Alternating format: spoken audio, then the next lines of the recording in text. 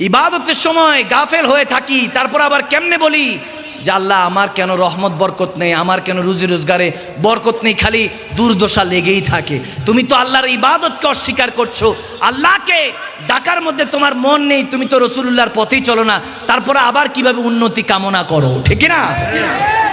আল্লাহর উন্নতি কামনা করতে হলে তো আল্লাহর পথে মতে চলতে হবে। চাকরিতে যদি যান, আপনি ডিউটি অনুযায়ী 8 ঘন্টা 10 ঘন্টা ডিউটি করলে মাস শেষে স্যালারি পায় কি পায় না? স্যালারি পায়। আপনি ধরেন অফিসে গেলেন, আপনার মালিক যদি আপনাকে 2 ঘন্টার জন্য বসিয়েও রাখে, তারপর আপনি জানেন যে অফিসে তো পৌঁছে গেছি, মাস শেষে স্যালারি তো খারাপ, স্যালারি তো কাটা যাবে না। বরং আপনি 2 দিন যদি না যান, 1 দিন যদি না যান, আপনার মালিক আপনার স্যালারি কেটে ফেলবে।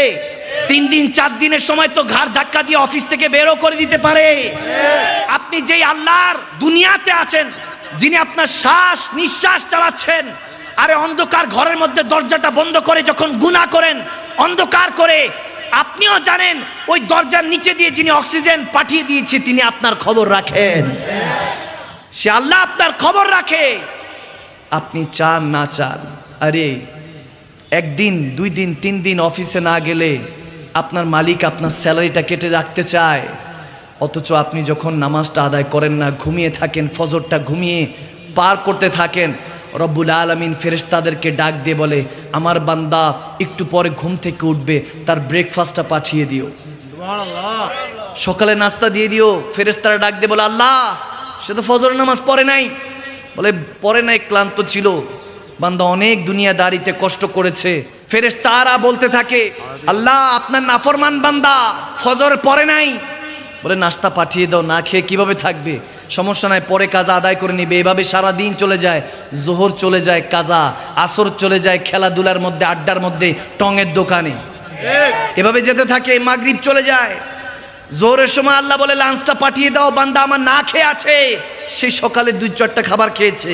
রব্বুল আলামিন আপনার কত খেয়াল রাখে, রিজিকের কত খেয়াল রাখে, আর আপনি তো সেই মালিকের তো নাফরমান বান্দা। এই ওয়াজ করে, এই মেহফিল করে কি ফায়দা যদি হেদায়েতের নূরটা অন্তরে না আসে, যদি মদিনাওয়ালার প্রেমে আপনি বিভোর না হন, রসুল আরবির মতো যদি জীবনটা গড়তে না ইচ্ছা করে, তাহলে এই মেহফিল করে কোনো ফায়দা হবে না। প্রতি শুক্রবার আমরা নামাজে যাই, নামাজে গিয়ে কত সুন্দর পাঞ্জাবি পরে যাই, কত কিছু আতর গোলাপ একদম পারফিউম সবগুলি দিয়ে যায়। প্রত্যেকবার আপনি আল্লাহর নাফরমান হন, কিন্তু আল্লাহ ঠিকই খাবার দাবার আপনার কাছে পাঠিয়ে দেয়, আপনার স্যালারিটা কাটে না।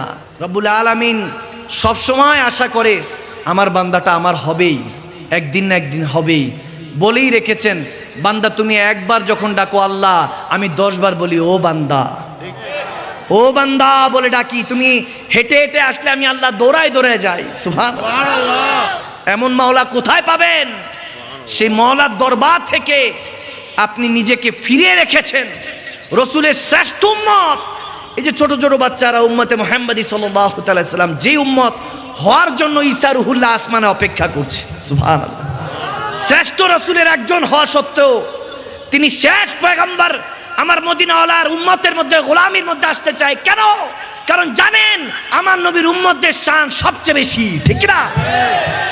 সমস্ত নবীদের উপরে আমার নবীর উম্মতদের শান, উম্মতদের উপরে নবীদের উপরও শান বেশি, কারণ শ্রেষ্ঠ নবীর কারণে। তো মোল্লা যার কারণে সিন্নি খাইলা মোল্লা চিল্লা না। এখন আমাদের অবস্থা এরকম, মদিনাওয়ালার রওজা বলা যাবে না, আস্তাগফিরুল্লাহ, নাউযুবিল্লাহি মিন যালিক। কি শিক্ষা দিচ্ছেন? আমরা কি শিক্ষা লাভ করছি? ফাসাদ ছাড়া, হিংসা ছাড়া কিছু নেই। যাদের জুবান দিয়ে দেখবেন হিংসাত্মকবোধক কথা বেরোচ্ছে, বুঝবেন এটাই নেগেটিভ, এটাই ইহুদি নাসারাদের এজেন্ডা। ইহুদি নাসারারা চায়, আমি দেখেন আমার কওমি ভাইরা আছেন, তাবলিগি ভাইরা আছেন, জামাতি ভাই যারা আছেন, আমার মুসলমান কালমা পড়েছে, আমি কারো বিরুদ্ধে কথা বলি না। আমি জানি মুসলমানের বিরুদ্ধে বলবে, এটাই হলো ইহুদি নাসারারা চায়, এটাই চায়, যাতে একজন আরেকজনের পিছনে ভাই হয়ে ভাই, একই কালমা, একই কোরআন, একই নবী। হয়তো আকীদাগত কিছু মত পার্থক্যর কারণে আমার বিশ্বাস যাদের অন্তরে রসুলের প্রেম আছে, আল্লাহর খৌফ আছে, একদিন না একদিন একই কাতারে একই লাইনে চলে আসবে, ঠিক না? ঠিক না? এই যে এখন মিলাদুন নবী পালন করছে, মালয়েশিয়ার মধ্যে মৌলুদুর রসুল পালন করছে। এই দেশে হারাম, কিন্তু ওই দেশে হারাম, সমস্যা নেই, আমি অ্যাপ্রিসিয়েট করি। এখন এতটুকু পরিবর্তন হয়েছে, বাকিটা পরিবর্তন করবে কে? আল্লাহ। আওয়াজ দিয়ে বলুন কে? আল্লাহ। ভাইরা আমার, বাবারা আমার, ভালোবাসা তো ঘৃণা নয়, ভালোবাসতে শিখায়, ঠিক না? এই জন্য প্রায় সময় আমি মহব্বতে বলি, হে প্রিয়, দুনিয়ার ভয় থাকলে স্বপ্নে দেখা কর, মাঝে মাঝে শব্দ হয়ে গল্পে দেখা কর। ফুলের সাথে সুগন্ধি খুব জরুরি, মাঝে মাঝে খুশবু হয়ে, সুগন্ধি হয়ে, গোলাপ হয়ে দেখা কর।